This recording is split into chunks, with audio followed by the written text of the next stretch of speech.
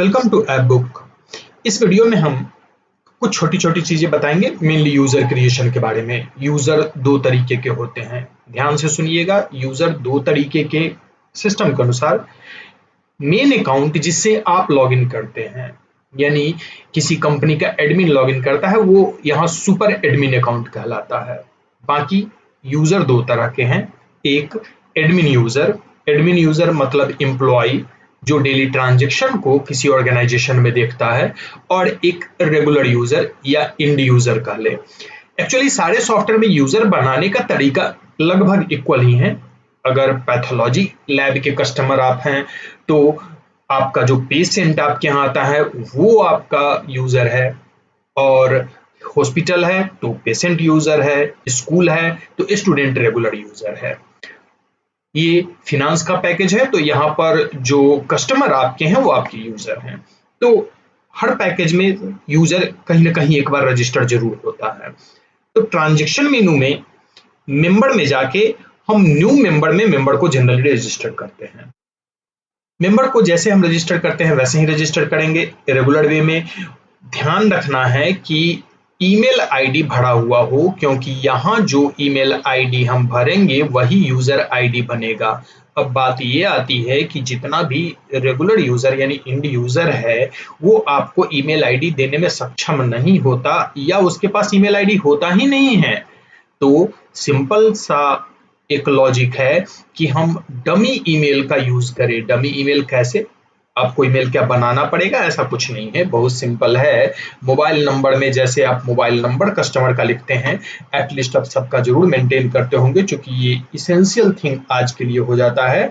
तो यहाँ पर हम दिखाते हैं, जैसे यहाँ हमने मोबाइल नंबर लिख दिया, तो सिंपली ऐसा कर सकते हैं आप कि ये जो मोबाइल नंबर है उसी को हम यहाँ लेके चले आए, इसमें @ जो भी आपके फर्म का नाम है वो जोड़ दीजिए।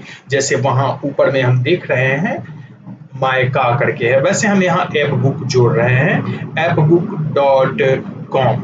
तो ये एक ईमेल आईडी की तरह दिख रहा है, ईमेल आईडी की तरह काम नहीं करेगा। इस ईमेल का यूज केवल और केवल ऐप में लॉगिन करने के लिए होगा।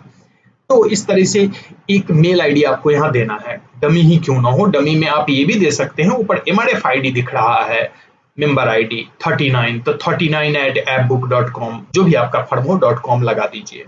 सिंपल है। तो मेंबर को जैसे रजिस्टर करते हैं, पेशेंट को जैसे रजिस्टर करते हैं, या स्टूडेंट को जैसे रजिस्टर करते हैं, रजिस्टर करिए। मेल आईडी इसी तरीके से डमी दे दीजिए। अगर एक्चुअल अवेलेबल नहीं है, टूल्स में जाइए, यूजर में जाइए, और यहाँ क्रिएट अकाउंट पर क्लिक कर लीजिए। क्रिएट अकाउंट में जो मेल आईडी आपने वहां दिया है वही मेल आईडी यहाँ पे दे दीजिए। पासवर्ड जो भी आप सेट करना चाहते हैं वो सेट कर दीजिए। Joining date is not important here. Type यहाँ क्या होगा? तो आपका अगर एम्प्लॉय है तो वो एडमिन होगा, अदरवाइज बेसिक यूजर होगा। सुपर यूजर आप खुद हैं, सुपर यूजर नहीं बनाना है। सुपर यूजर अगर आपके पार्टनर हैं उनको देना चाहते हैं बना के, तो सुपर यूजर अकाउंट क्रिएट करेंगे, अदरवाइज इसकी आवश्यकता नहीं है। आपको एम्प्लॉय के लिए एडमिन बनाना है, कस्टमर के लिए बेसिक यूजर बनाना है। नाम लिखेंगे, यहाँ पर एड्रेस लिखेंगे, और मोबाइल नंबर जो ऊपर है वही यहाँ पर रिपीट कर देते हैं। और यहाँ पर जो टिक है ये कोई रहे या न रहे कोई फर्क नहीं पड़ेगा। नीचे जो टिक है उसका फर्क केवल और केवल एक ही स्थिति में पड़ता है, अगर हम एडमिन अकाउंट यानी अपने एम्प्लॉय के लिए अकाउंट बना रहे हो तो। कस्टमर के लिए बना रहे हो तो इसमें टिक लगाएं या न लगाएं उससे कोई फर्क नहीं पड़ता, वो सिस्टम के द्वारा डिसाइडेड होता है। क्रिएट अकाउंट पर क्लिक करें, ऑटोमेटिक अकाउंट क्रिएट हो जाएगा, और इस आईडी पासवर्ड से कस्टमर लॉगिन कर पाएगा। अब जितने भी बने हुए अकाउंट हैं उनको देखने के लिए टूल्स में आते हैं, यूजर में आते हैं, और यूजर अकाउंट में कस्टमर का अकाउंट दिखेगा, एडमिन अकाउंट में एम्प्लॉय का अकाउंट दिखेगा, पासवर्ड भी दिखेगा। एक्चुअली यहाँ पे यूजर अकाउंट में जाए, कोई पासवर्ड अगर भूल गया है, यहाँ नाम दिया हुआ है, किसके लिए बना हुआ है, मोबाइल नंबर भी है, और अगर यहाँ जो ईमेल आईडी लिखा हुआ ही लॉगिन आईडी है, अगर इसके ऊपर माउस रखें तो ये पासवर्ड दिखाएगा। और एक और तरीका बताते हैं, ये तो एक सिंपल तरीका था। दूसरा तरीका ये है कि हम मेंबर के लिस्ट में चले जाएं, और यहाँ पे अगर हॉस्पिटल है तो पेशेंट लिस्ट में या रजिस्ट्रेशन लिस्ट में चले जाएं, स्कूल है तो एडमिशन लिस्ट में चले जाएं और यहाँ पे क्रिएट लॉगिन का ऑप्शन है, इस पे क्लिक कर देंगे, लॉगिन आईडी बन जाएगा। बहुत आसान है, लॉगिन आईडी बन गया।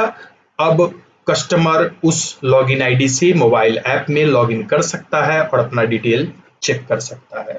Thank you.